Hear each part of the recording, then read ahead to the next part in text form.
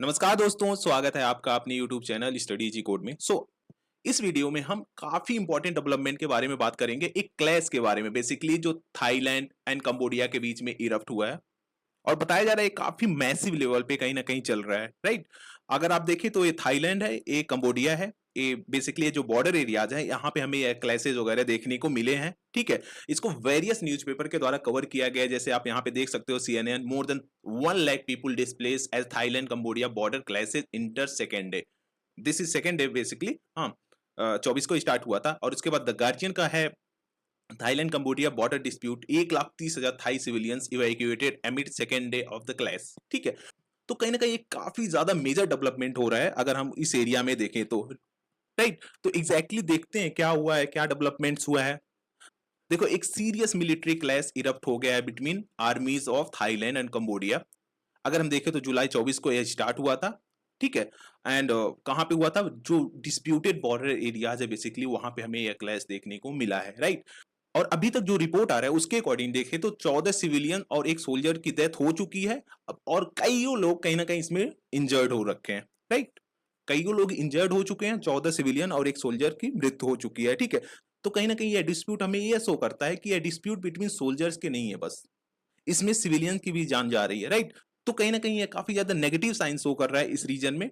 तो यहाँ पे आप देख सकते हो ये बॉर्डर क्लैशेज हैं, बेसिकली बॉर्डर एरियाज हैं, हाँ। यहाँ पे क्लैशेज इरप्ट हुए हैं। तो एग्जैक्टली हुआ क्या है, how did it started. Thailand के अकॉर्डिंग बताया जा रहा है कि ये जो कॉन्फ्लिक्ट एराइज हुआ है ये लैंडमाइन एक्सप्लोजन की वजह से हुआ है near the border that injured 5 Thai soldiers, ठीक है।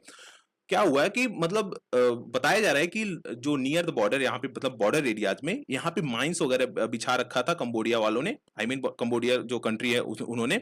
तो उससे कहीं ना कहीं 5 थाई सोल्जर्स जो थे उनको इंजर्ड हो गए, मतलब वो एक्सप्लोजन हुआ उसमें इंजर्ड हो गए।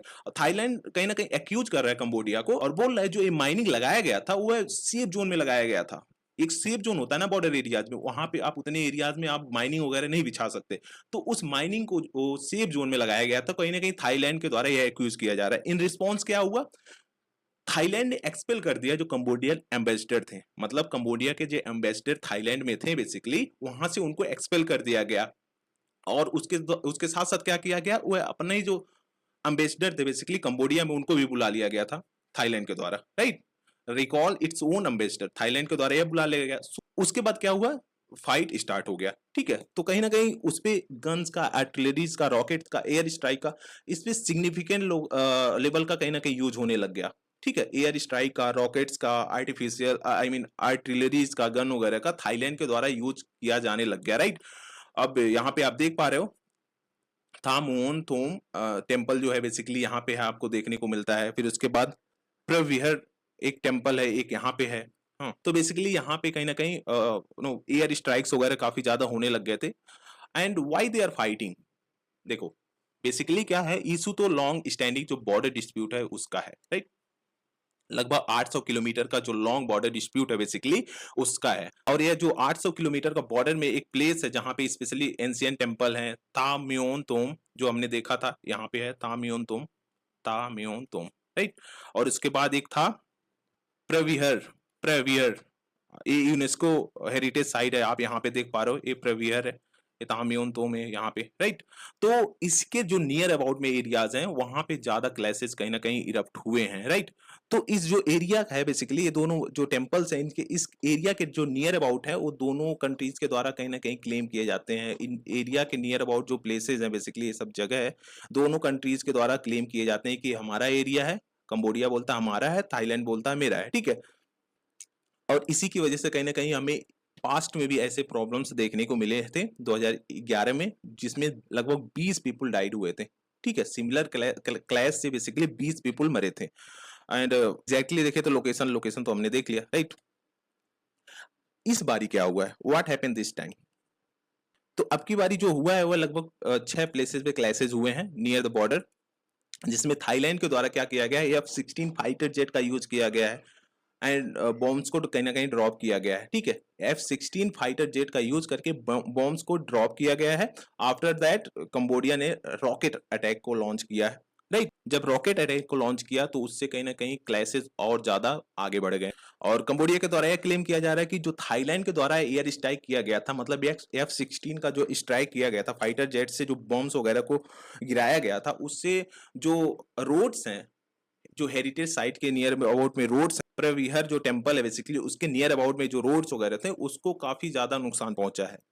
और इसके साथ साथ देखें तो दोनों साइड से कहीं ना कहीं ड्रोन वगैरह का यूज किया गया है, हैवी वेपन्स का यूज किया गया है, सोल्जर्स के यूज किए गए हैं। इसी सब की वजह से कहीं ना कहीं क्लैशेस और ज्यादा आगे बढ़ गए। अगर इसको इनिशियल टाइम में ही रिजॉल्व कर लिया जाता तो ये शायद इतना आगे नहीं बढ़ता, राइट। तो एग्जैक्टली हुआ क्या है, क्या इम्पैक्ट पड़ा है, कंसिक्वेंसेस को अगर देखें तो ह्यूमैनिटेरियन क्राइसिस काफी ज्यादा इंक्रीज कर गया है, क्योंकि अभी देखा हमने कि 1 लाख लगभग 30,000 पीपुल्स को बॉर्डर एरिया से इवैक्यूएट किया गया है, डिस्प्लेस किया गया है, राइट।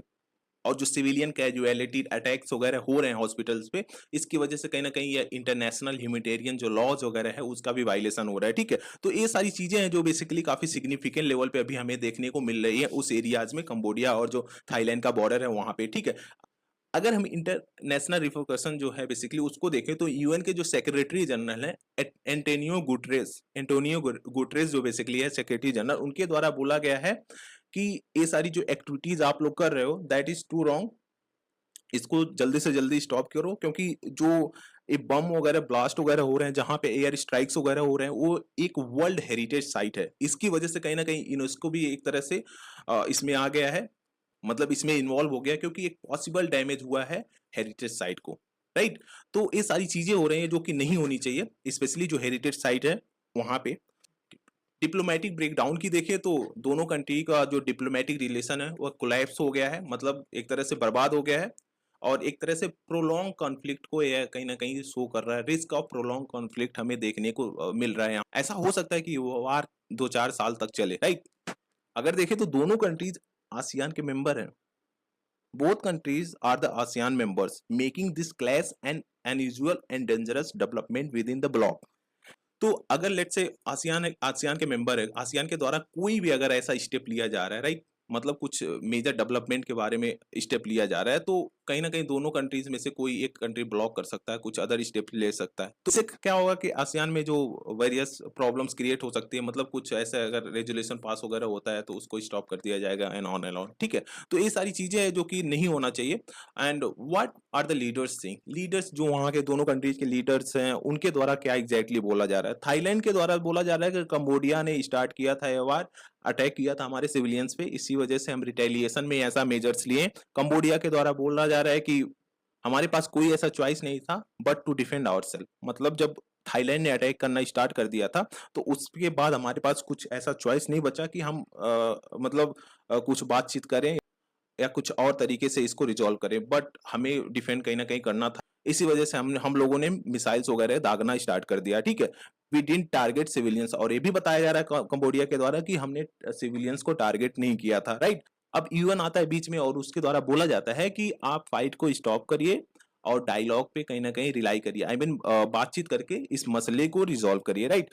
इस कॉन्फ्लिक्ट को अगर स्टॉप करना है तो बातचीत तो करना पड़ेगा, विदाउट दैट इसको रिजॉल्व नहीं किया जा सकता। हालांकि अगर जो डिप्लोमेटिक टाइज है दोनों कंट्री के बीच में उसको देखें तो दोनों कहीं ना कहीं बहुत ज्यादा खराब हो गया है। एम्बेसडर को एक्सपेल कर दिया गया है, कंबोडिया क्लोज्ड इस एम्बेसी इन बैंकॉक, मतलब कंबोडिया के द्वारा जो एम्बेसी था बैंकॉक में उसको बंद कर दिया गया है। और Thailand seal all the border crossing, Thailand के द्वारा जो मतलब बॉर्डर की जो क्रॉसिंग वगैरह थी उसको सील कर दिया गया है।